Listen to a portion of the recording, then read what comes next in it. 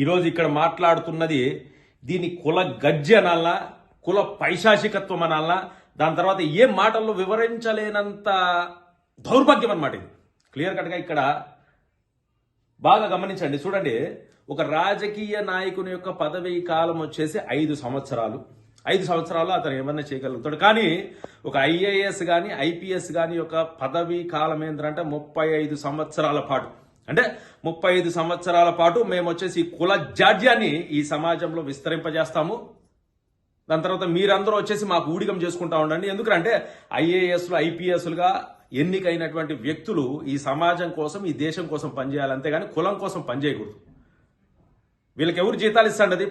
Public అంటే ఏంది? అన్ని రకాల కులాల వాళ్ళు, అన్ని రకాల మతాల వాళ్ళు జీతాలు ఇస్తాండ్రు. అందరికీ న్యాయం చేయాలి.